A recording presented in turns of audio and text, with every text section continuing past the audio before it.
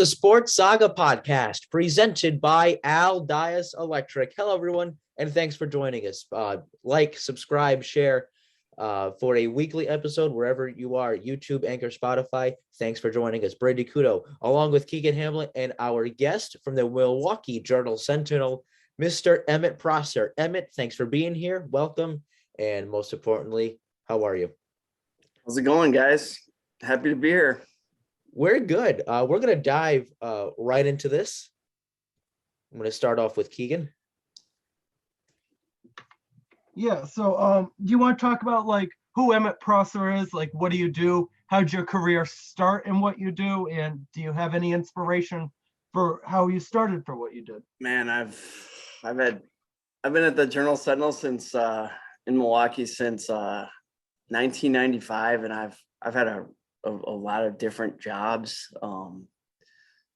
I started out just as like a part-time like agate clerk and high school, stats guy, and wrote a bunch of high school stories, and I did that for a couple of years, and then the internet kind of started to become a big thing, and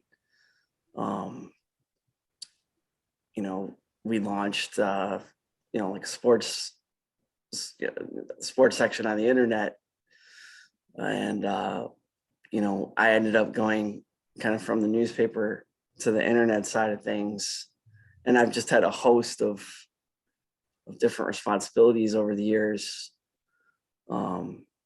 since I went into online journalism, and for about probably a 15-year period, I covered a lot of different sports. I covered the Brewers, I covered the Bucks, I covered the Badgers for a little bit, covered Marquette basketball for quite a long time.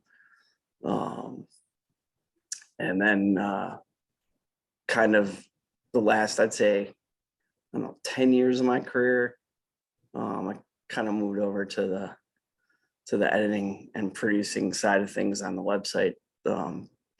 So not really covering actual events anymore, but still, now I'm doing more kind of a like social media type stories and that kind of thing. Like, for instance, when the Bucks were in the NBA finals, just writing kind of stuff like, what's Charles Barkley saying about the Bucks, that kind of stuff. So, but I mean, some of the highlights of, what I've done over the years, I covered the Bucks 2001 run, which had where they lost in the 7 games to the Philadelphia 76ers. When Iverson was playing, Ray Allen was playing for the Bucks. They had a kind of a triple threat with Allen, Sam Cassell, and Glenn Robinson. That playoff run is probably the most fun I've had covering sports. Those 3 guys for the Bucks were all great with the media, and George Karl was great with the media. Yeah. So you really had 4 guys that you could go to and just after games or before games, and you just get a lot of great stuff. And that was a really good team. It was by far the best offensive team in the East. I think they would have given the Lakers, the Shaq-led Lakers, a much better series than the Sixers did. But got to Game 7, and Iverson had, I don't know, like 55 points or something like that. So, but that was probably, I've covered a couple Final Fours. Dwayne Wade was at Marquette when I was covering Marquette. So I think that was a 2003 Final Four. Syracuse ended up winning that final with over Kansas with Carmelo Anthony and Jerry McNamara, a freshman that year. So that was kind of cool because Carmelo just, if people remember, Carmelo just went off in the NCAA tournament as a freshman, and I covered an All-Star game that finished in a tie You know, that's certainly not something that you're probably ever going to see again or before that. So that was kind of fun. It was different. But yeah, I've covered a lot of great stuff over the years. No, I think actually with the All-Star game, from what I've heard in the new CBA, if there's a tie after 9 innings, the game will be decided in a home run derby. That's all I've heard. John Heyman reported that. You got me there. I haven't even seen that. So, but I think John Heyman reported that, and I lost my mind because I think that's going to be really cool. Over your 2+ decades of doing this, have you ever had like a favorite interview or a favorite? That's a really good question. I mean, so many guys, but I'd say the guy that the interview I always go back to is it's interesting because he was actually hurt when I interviewed him, and he wasn't even playing, but he was close to 3,000 hits, and he's just somebody I always admired growing up, so I always want to talk to. But I got to talk to Tony Gwynn for 15 or 20 minutes. Was on a disabled list. The year he was one of the years he was chasing 3,000 hits, and you know, I didn't know him, he didn't know me, and he gave me about a half an hour, just me and him in the dugout. Wow. And that was, you know, for somebody who, you know, had never covered his team, you know, never met him, you know, the fact that he was getting requests to be interviewed obviously every day because he was close to 3,000 hits, and for him to give me that much time, that was pretty cool. That's really cool. Yeah. No, that's really cool. A half an hour of just one-on-one, that you Yeah. don't see that anymore. That's really cool. Yeah, that was pretty cool. So, all right, we're going to dive right in. We're on the topic of baseball. Let's go right into the MLB lockout. We've already had a mini spending spree, if you will. So Carlos Rodon is a Giant. Joe Kelly, much to my dismay, is a Chicago White Sox. Yusei Kikuchi is a Blue Jay. Let's focus in on your team, Emmett, and that's the Milwaukee Brewers. We were talking before. You think that they've already made their signing or their trade, and that's getting Hunter Renfroe. Yeah, I think that's their big move to this point. I mean, I think the Brewers a lot of times kind of wait and see what happens, you know, once the top guys in the market, you know, are gone. Then they usually get more active. So I think you know, this is going to be a really interesting free agent period, honestly, because it's going to be such a frenzy. I mean, you know, you've got like 2 or 3 weeks before the season starts. So, you've had 100 days basically where you haven't been able to do anything. So all of a sudden now it's just going to be completely frantic as far as like who's going where. It's going to be a lot of fun as a fan, but I think for the smaller market teams, they usually kind of have to wait until like all the top guys are taken off the board, unless they're in the running for one of them. So I think the Brewers, you know, they'll obviously sign some folks. You know, they've got some holes, but and the new DH in the National League is obviously gonna all of a sudden, you know, there's National League teams, you know, looking for, you know, 15 bats, right, with the National League now having the DH. So I think the Brewers will probably try to do that internally, but I wouldn't be surprised if they added another bat or two because of the DH. You know, they have one of the better pitching staffs in major leagues. They really are. They're not going to need to hit the market as far as starting pitching, but they always seem to add a bullpen guy, you know, a veteran bullpen guy. And I'm sure, like I said, once we get closer to spring training, I mean, closer to the season starting, I'm sorry, you'll probably see the Brewers make a few moves, but I'm just kind of interested to see how quickly guys get signed that are, you know, like for instance, Freddie Freeman, like, there's going to be some guys that command a lot of money that that might not be signed by opening day, right? Yeah. Because I mean, or they're not going to get into camp until like close to opening day because they're still going to be a bidding war for some of these guys, right? So that's what's most interesting to me is how many guys don't have a job with a few days to go because they're trying to get what they're worth on the market. Do you see them bringing back Josh Hader this year? Absolutely. Yeah, absolutely. you're talking about the bullpen arms. I mean, Devin Williams has been great. Brent Suter's been really underrated. And even like the starting pitcher, like Corbin Burns just took off, right? Nobody expected him to be a Cy Young candidate. And it is his first full year. Woodruff has been consistent now for a few years. Freddie Peralta, Adrian Hauser, I believe, have come on. So I'm with you. I think they'll add another bullpen arm. But I think now the top priority definitely needs to be Josh Hader. I'm going to go to Keegan Hamlet for the Red Sox. Not the biggest baseball fan, but I think we're all going to agree that the Red Sox, I believe, need to go not necessarily all in, not throw $200 million at this guy, but they need to make it a correct. top priority to sign Jorge Soler. Yeah, correct. This is still a Red Sox team. They made the ALCS last year. Excuse me. But they barely snuck into the playoffs. It was by one game. So you wonder how much of that core are you going to take because you lose Renfroe, you lose Schwarber too from that run as well. So you got to stay right at the top of that playoff picture. You got to have the players who want to make a deep run because this is still a team. Cora, he's managed this team through 2 ALCSs now in a span of 3 years because one of those years he wasn't coaching and we had Ron Renicky, who was a former Brewer manager, right? If I'm not wrong. That's correct. Yeah, he actually got to the Brewers. Brewers went to the playoffs with him one of the years he was there. Absolutely.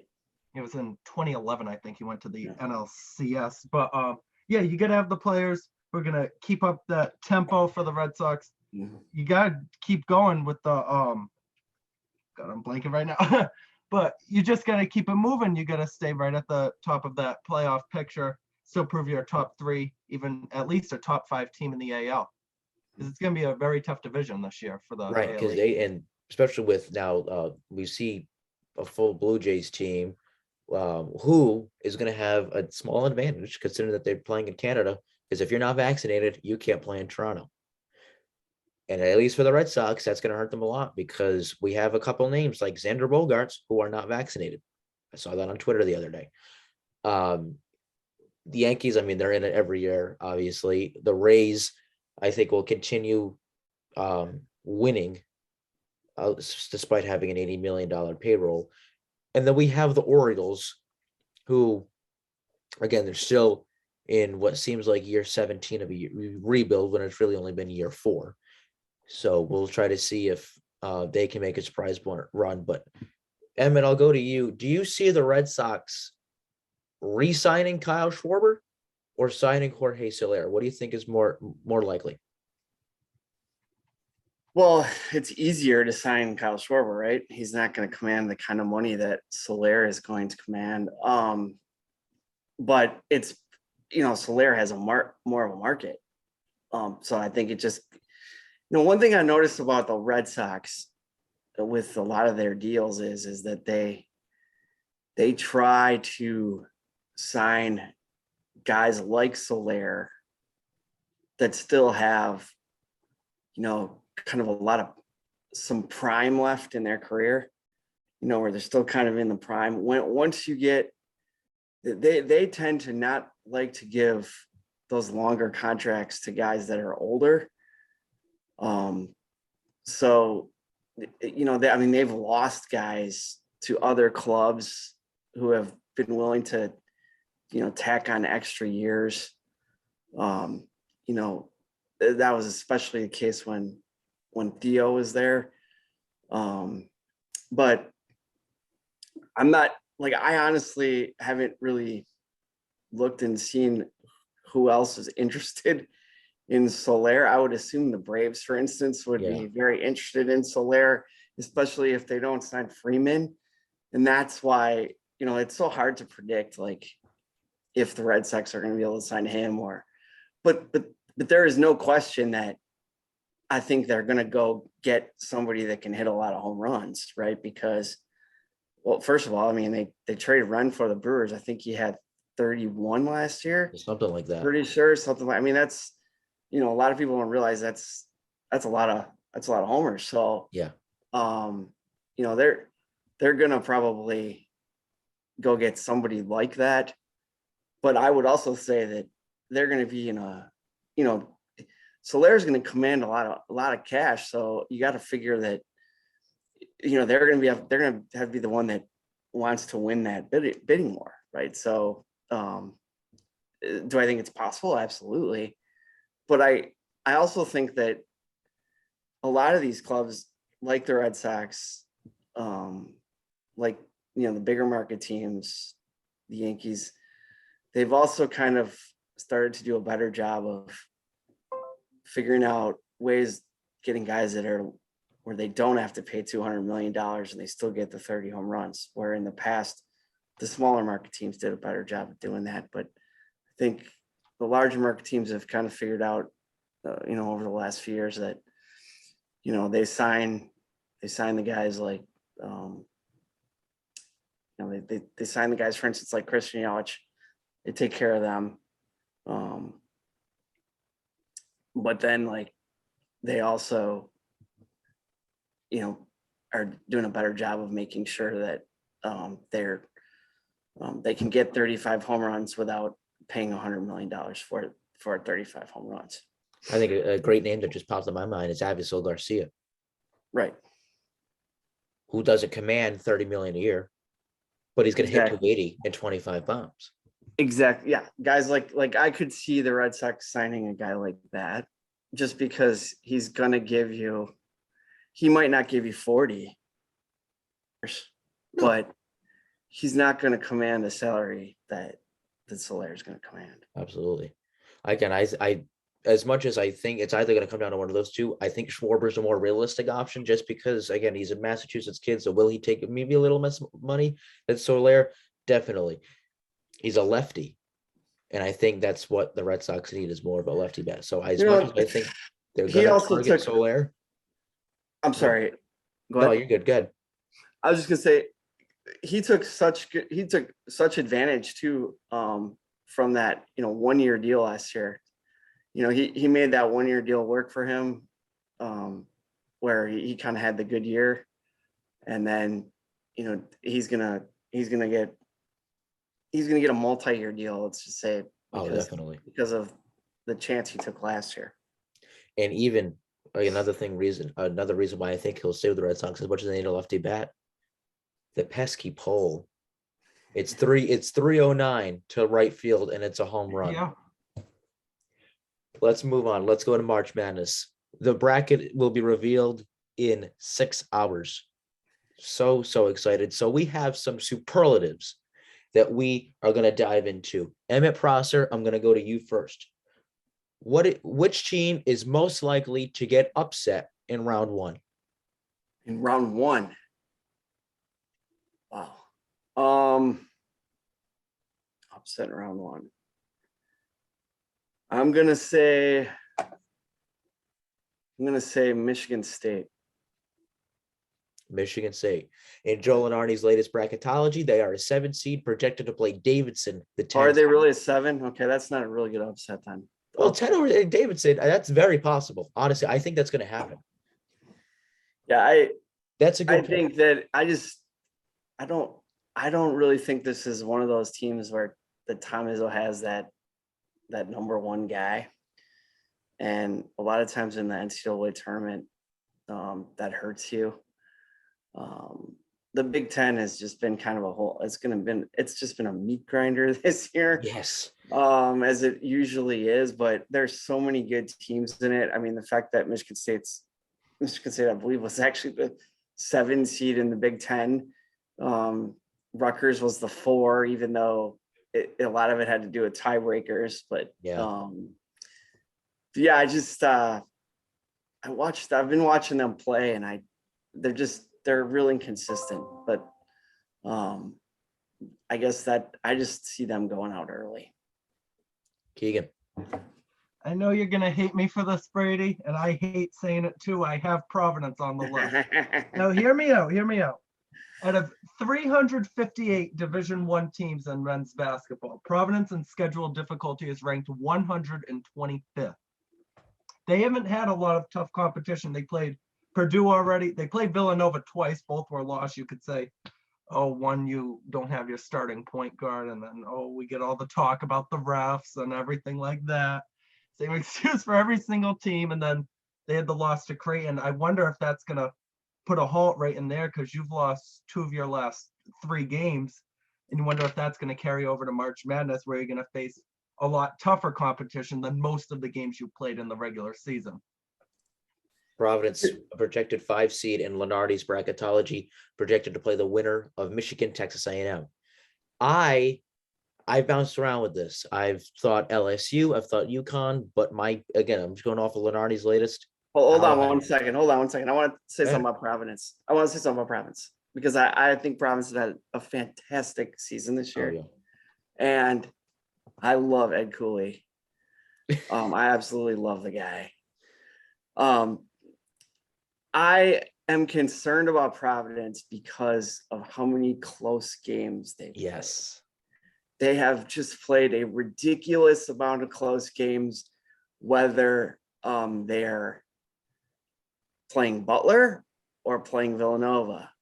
It doesn't seem to matter who they play. The game is always close. They have some really nice wins. I mean, they beat Texas Tech. They beat Wisconsin at Wisconsin. That's not easy. So there's no question that they could get on runs. I mean, especially because they have 2 really good guards, which, guards kind of usually rule the roost in March. But just like Wisconsin, who has also played just a ridiculous amount of close games. Usually when you go like 15-2 or whatever it is that they are in close games, it just catches up with you. And I kind of think it's going to catch up to Providence. But not only is it a win, when they have lost by 10 in a row, this happened twice now. It happened to Virginia, such a bad loss. And Marquette, they won 8 in a row. Just saying. I'm going Alabama. Alabama has been the most inconsistent team in this country. It's simply put.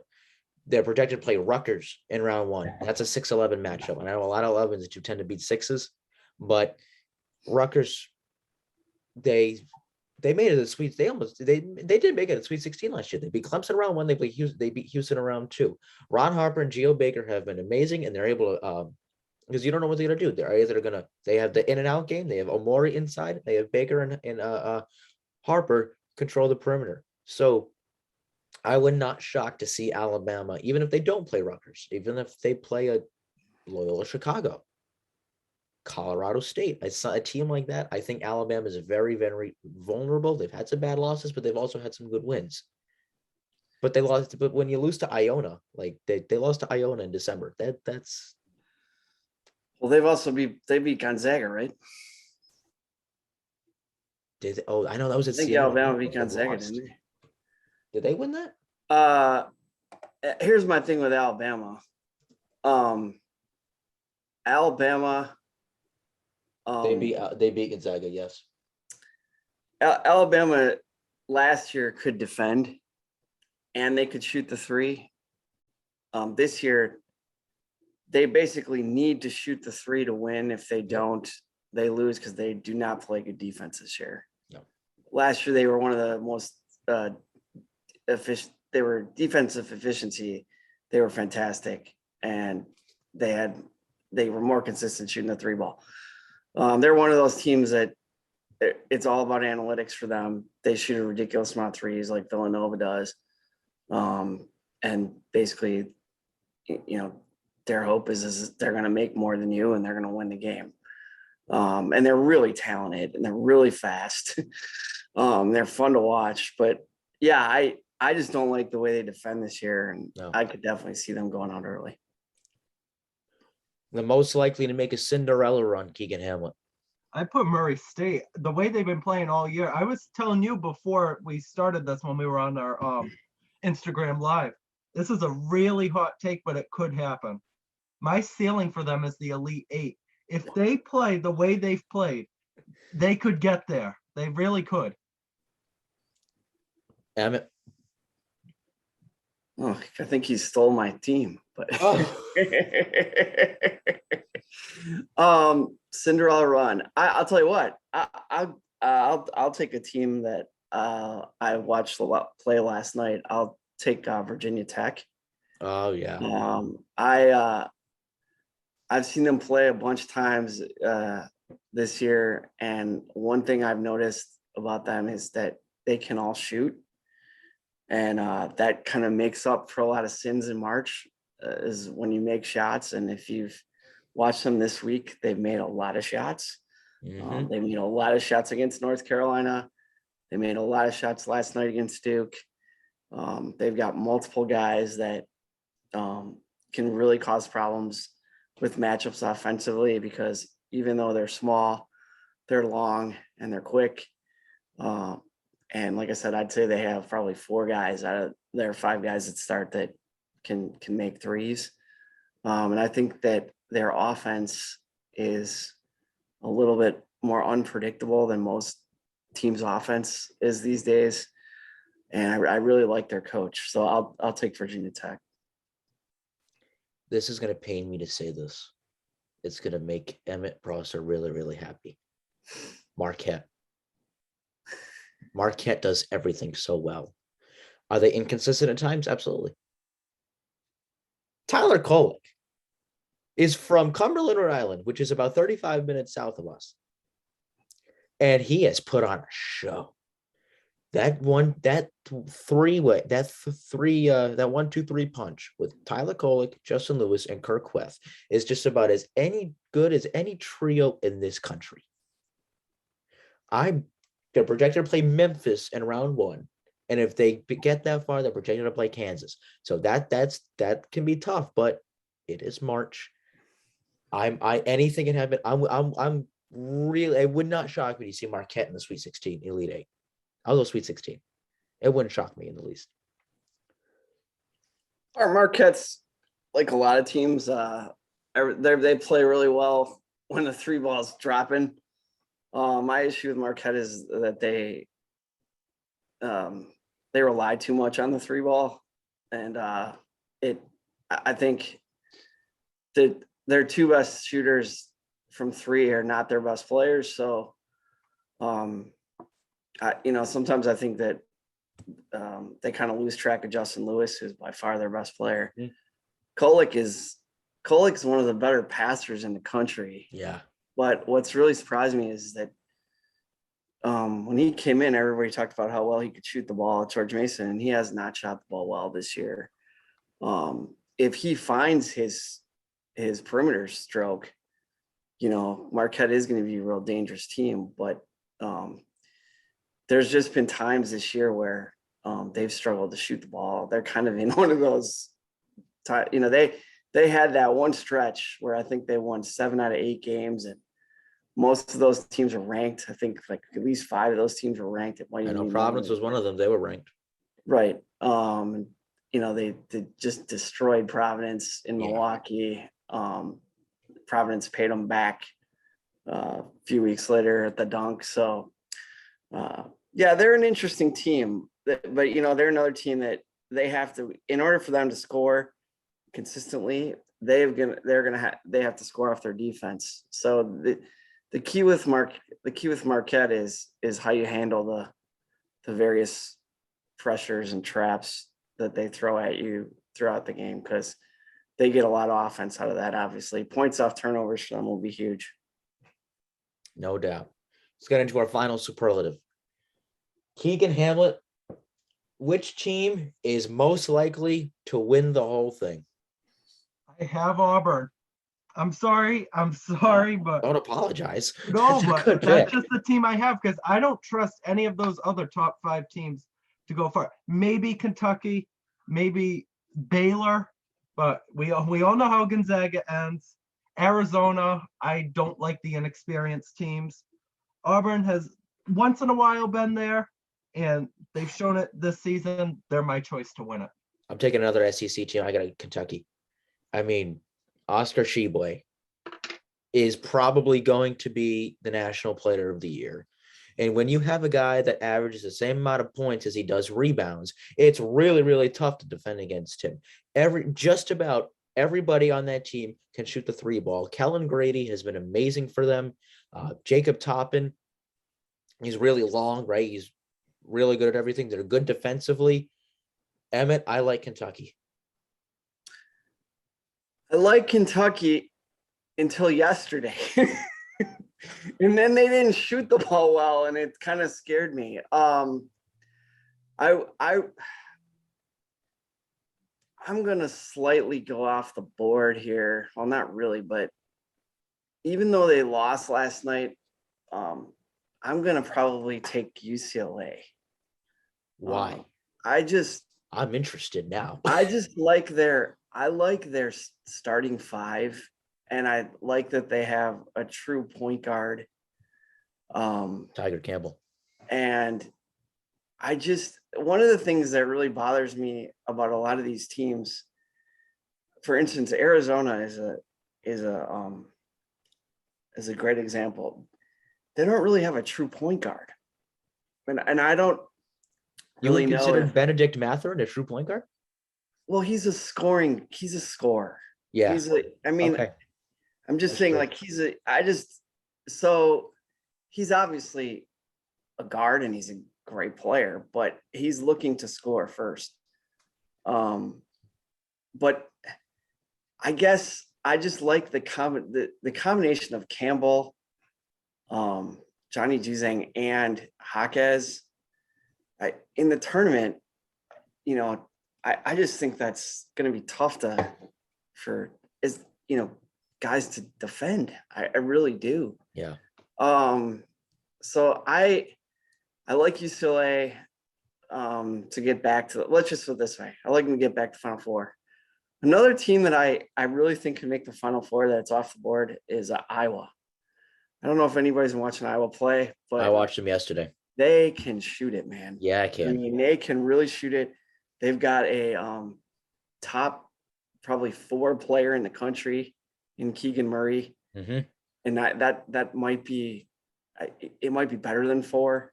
Like, he could easily be 2. Tshiebwe is obviously the best player in the country this year. I don't think there's any question about that. But that's another just team that I really like. Gonzaga scores a lot. I don't know. I don't know if they're going to defend well enough to go all the way, but man, they're another team. Matchup nightmare issues. And if I would have probably taken Arizona to win the whole thing if they were healthy, but they're not 100% healthy. I love their athleticism. I love their pace of play and the amount of different ways that they can score. But without Kiza, I don't think they have enough perimeter shooting to win it all. It's going to be a really fun tournament, and that bracket will be revealed 6 p.m. Eastern on CBS. This will conclude this episode of the Sports Saga podcast presented by Al Dias Electric. Call him today for a free estimate at 508-889-4265. For Emmett Prosser and Keegan Hamlet, I am Brady Kudo, and we will see you next Sunday.